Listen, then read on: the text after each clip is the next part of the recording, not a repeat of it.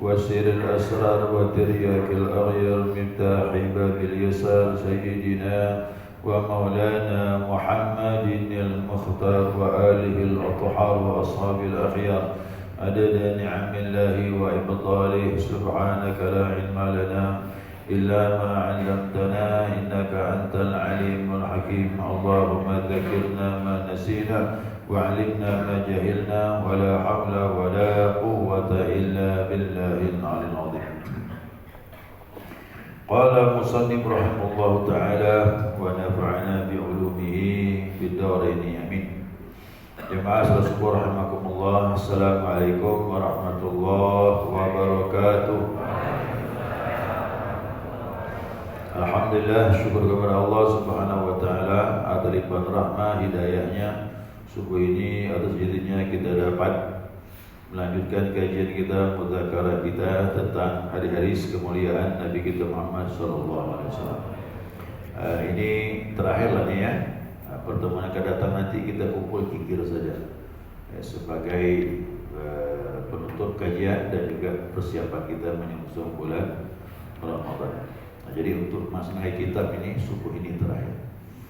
Ya, subuh akan datang kita kumpul kikir ya sampai terbit matahari insyaallah.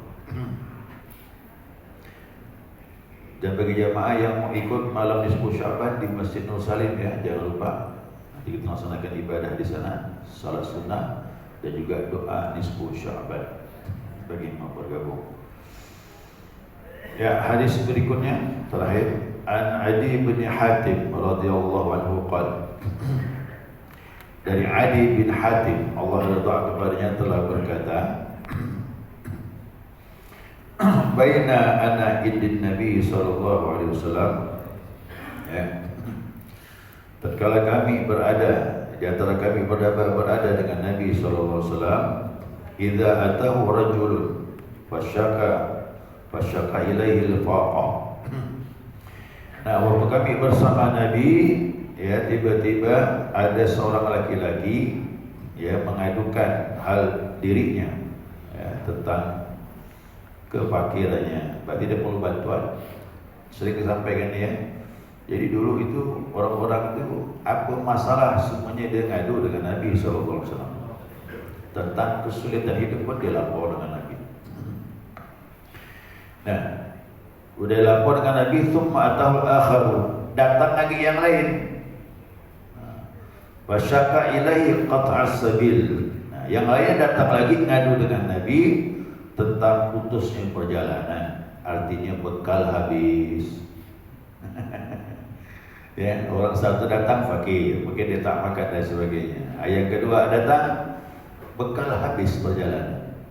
Ini orang-orang begini ini kan dalam asnaf zakat dapat tuh ya. Ya, qat'us sabil itu ibnu sabil.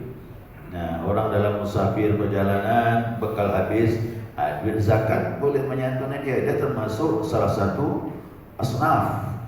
Ya. Apalagi anak-anak yang mau kembali ke kampung dia, belajar di Pontianak mondok, ya, atau belajar apapun, bekalnya tak cukup, santuni dengan uang zakat. Cuman mau ada saksi betul lah, yang memandang dia membutuh pertolongan dan ibnu sabil. Faqala, nah Nabi berkata kepada faqala ya Adi. Adi ini kan yang meriwayatkan hadis ini. Perawi hadisnya namanya Adi bin Hatim.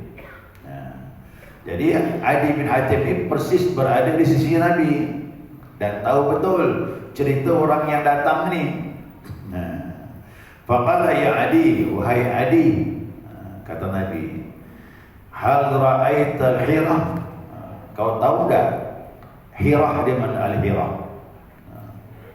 Diam, dia tak tahu. Hirah itu di mana? Wa in talab bika hayatun, jika panjang bagimu kehidupan, artinya jika umur panjang. Bahasa Arab ini memang bahasa kinayah tinggi. Ya, bahasa itu tinggi sastra dia. Begitu ni apabila umur panjang selesai. Kau ini enggak. Fa in talab bika hayatun, jika Allah beri kau kehidupan yang panjang gitu. Maksudnya panjang umur lah tu. Ya. La turiyanna dha'inahu tartahila ma tartahilu minal hirati hatta tatufa bil Ka'bah wa la takhafu ahadan illallah. Kalau umur kau panjang ya adik, kau akan melihat perempuan mengendarai unta, dia berjalan dari Hirah sampai tawaf ke Ka'bah. Ya, sampai tawaf ke Ka'bah. La takhafu ahadan illallah, dan dia tidak takut kepada siapapun kecuali hanya kepada berarti ini perempuan ini bukan perempuan sembarangan ni.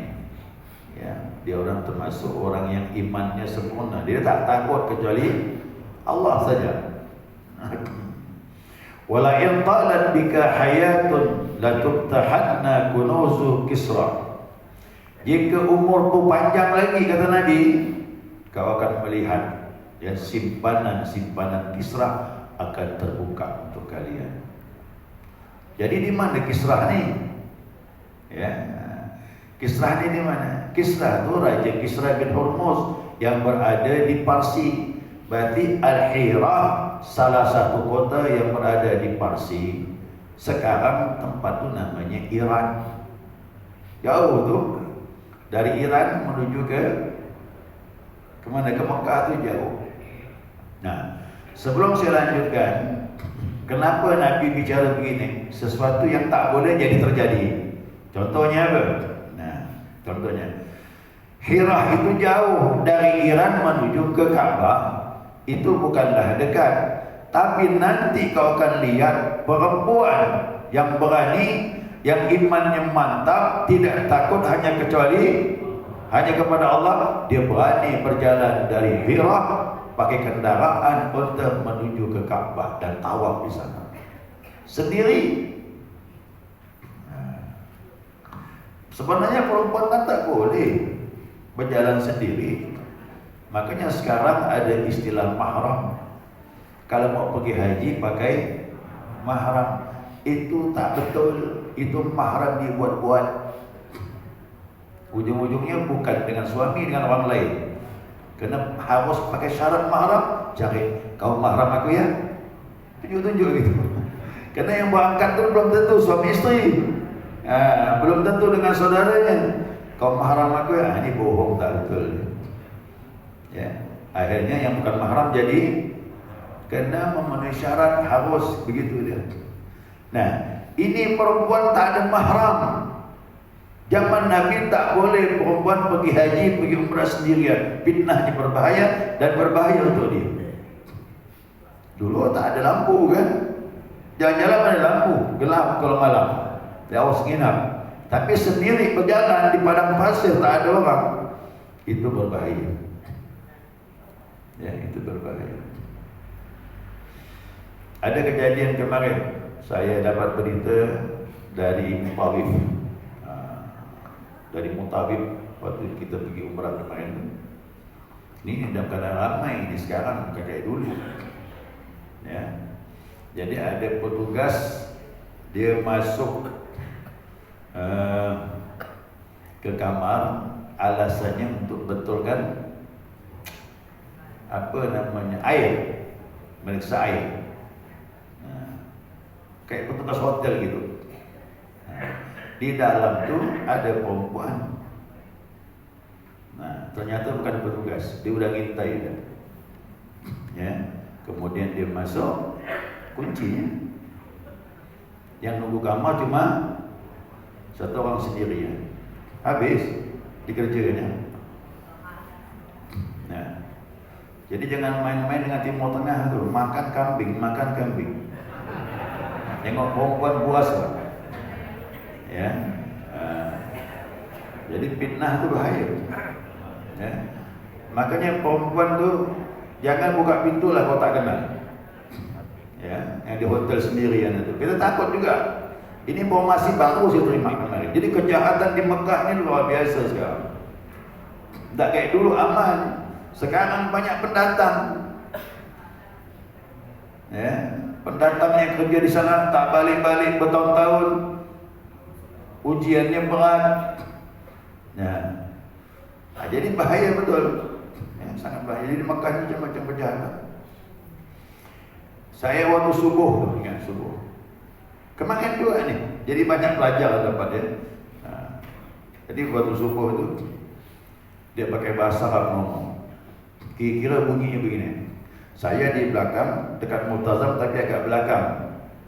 Tempat kita biasa salat sunnah setelah tawaf tu lah. Agak ke belakang kan. Dia tu sapnya agak ke depan. Di depan daripada batas pagar orang yang salat sunnah setelah tawaf, dia agak ke depan dia. Dia pun berdiri pakai bahasa Arab dia ngomong. Ya.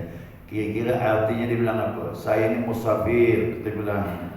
Wahai para haji yang pergi umrah, tolong saya di musibah. Dia bilang, saya kecurian, ditunjukkannya tasnya.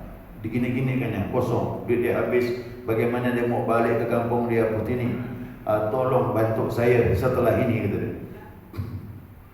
Saya fikir, kesian juga orang ni ya. Wah, ini kena musibah betul ni. Siapa yang ngomong gitu? Ada orang Malaysia, saya sangka orang Syria mukanya kayak orang Arab, tapi orang Malaysia. Dia bilang saya, berlakon lah tu. Berlakon kata dia. Tak berlakon? Bersandiwara dia tu. Memang nak cari duit. Betul je.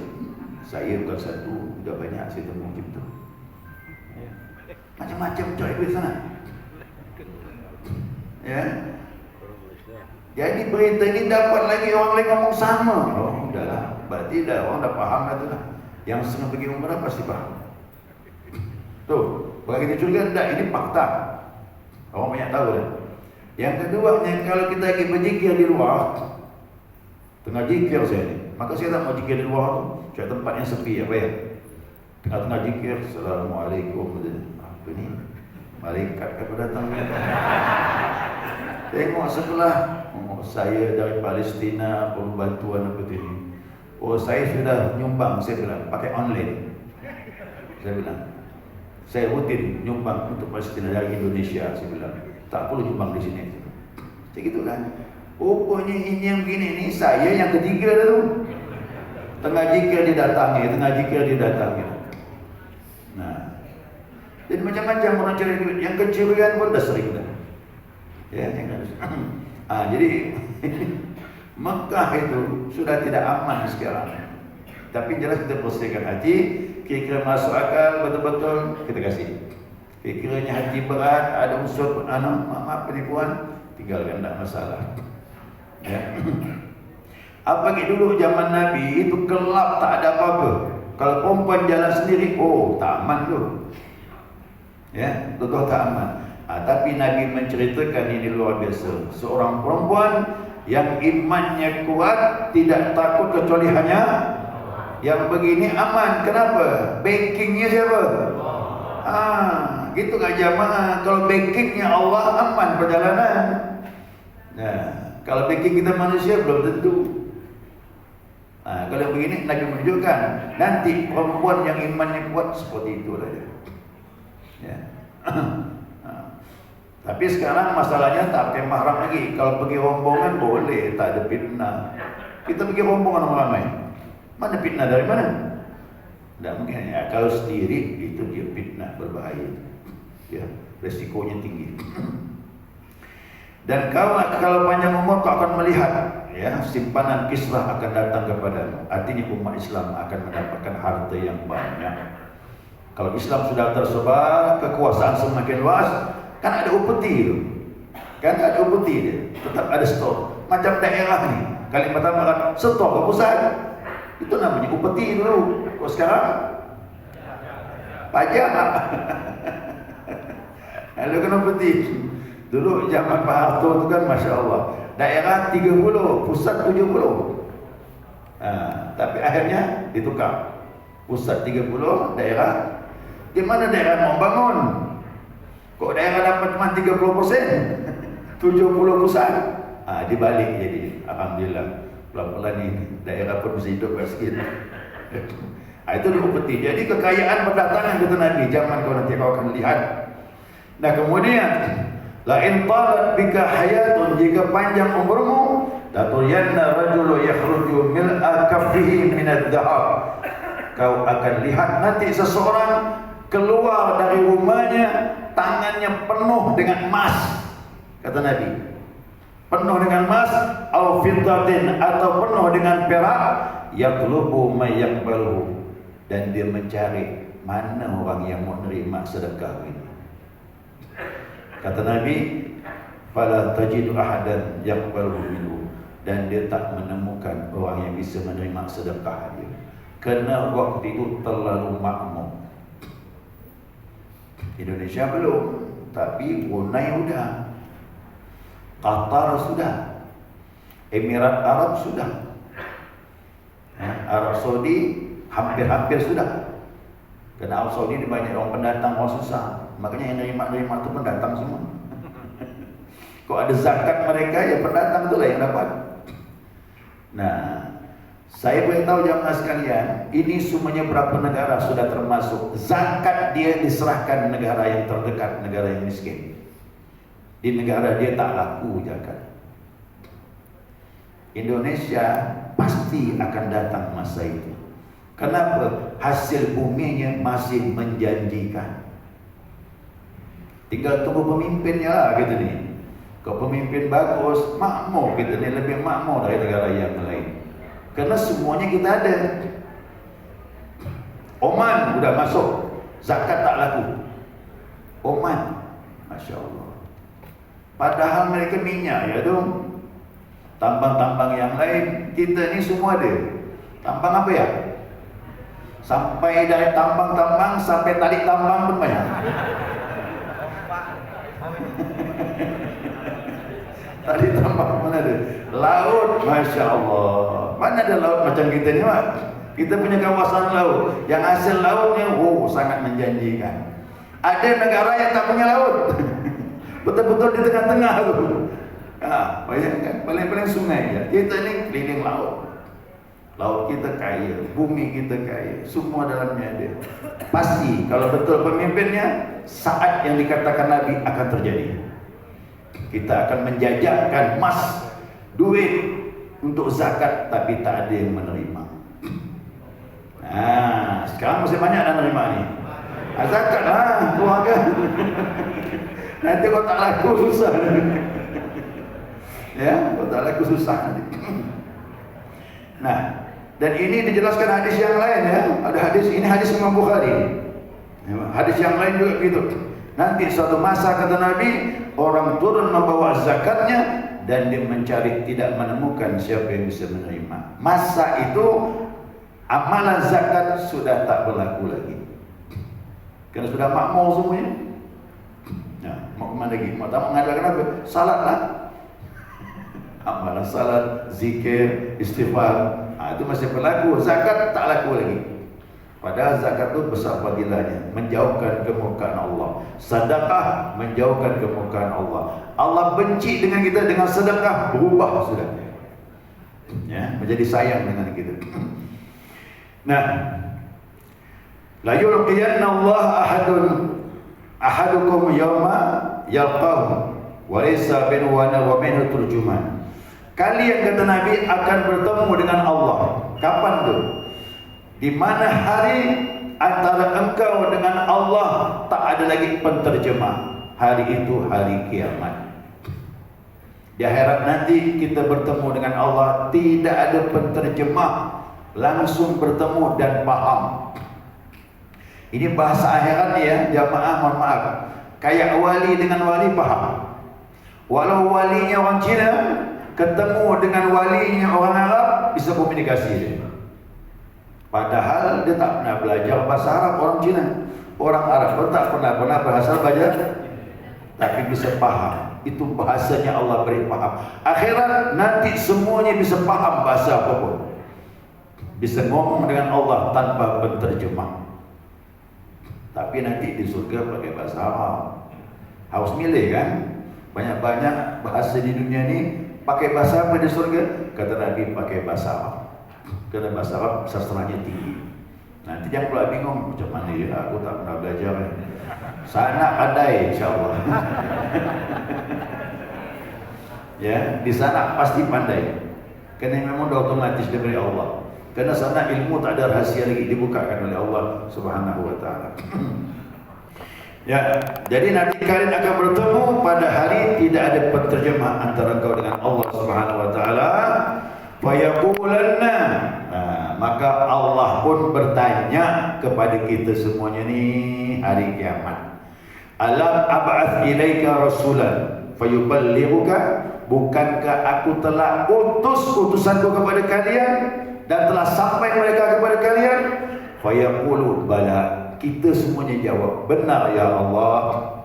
Fayaqulu, Allah tanya lagi, alam a'tika malan wa ufaddilu alayka, bukankah aku telah beri kau harta yang banyak dan aku beri kedudukan? Fayaqulu bala, benar ya Allah. Inilah ni. Jadi harta itu ditanya sama Allah di akhirat. Kemana harta kita? Berita Nabi dah sampai belum? Udah ya Allah. Nabi suruh sedekah sudah sampai belum? Sudah ya Allah. Allah tanya, apa yang telah kau buat dengan harta itu? Paham ni? Ini zaman kita ni masih ragu sedekah. Pun ditanya, masa tak laku nanti tak ada ditanya, tu apa tanya lagi? Masa masih berlaku sedekah, Allah tanya. Bala ya Allah, benar ya Allah.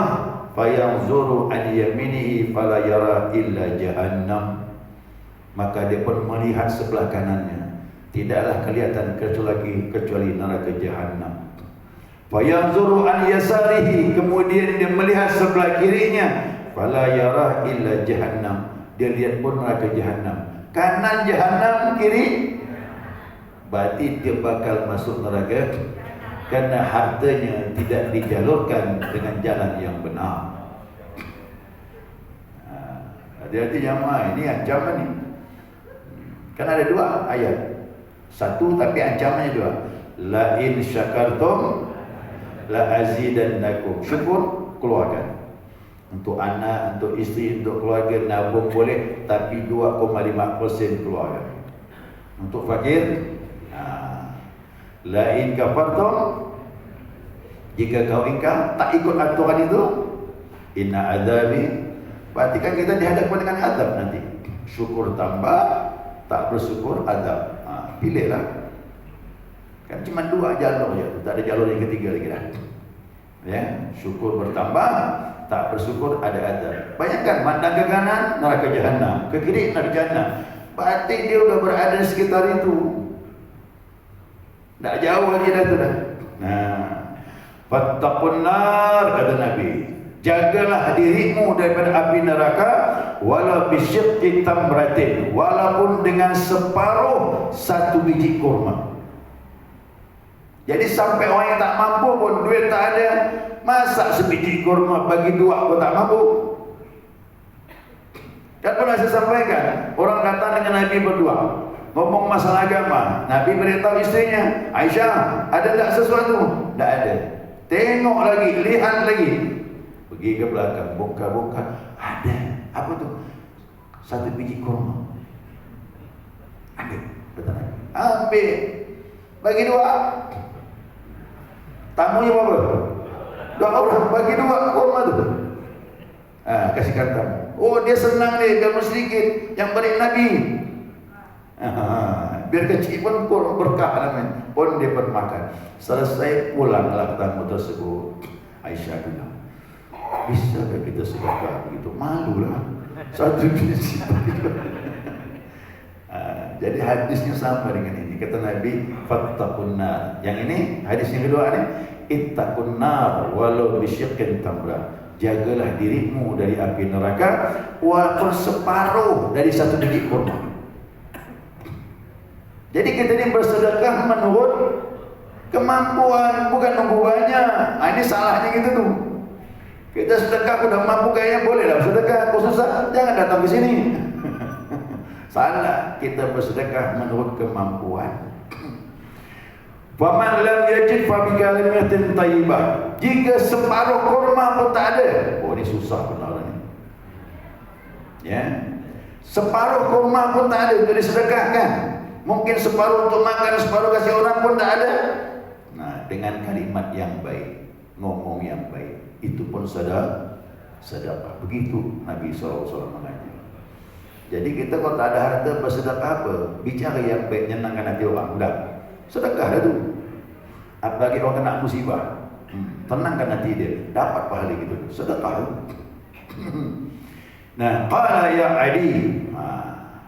Nabi bilang lagi, ya Adi, faraitu dha'ina tartahilu min al-hira hatta tatufa bil Ka'bah. Nah, berkata Adi, akhirnya kata Adi bilang, aku melihat betul seorang perempuan berjalan dari Hira berkendaraan dengan onta sampai tawaf di depan Ka'bah. Dan orang itu aku telah menemuinya, dia punya jiwanya, dia bilang la takhafu illallah, dia tidak akan takut kecuali hanya kepada ketemu dia. Apa yang dikatakan Nabi ketemu setelah Nabi meninggal? Karena Nabi bicara tentang yang akan datang. Ini kan mukjizat namanya. Nabi tak ketemu. Parsi, Irak belum di kekuasaan Nabi. Nanti zamannya Umar. Tapi kau ceritakan akan datang.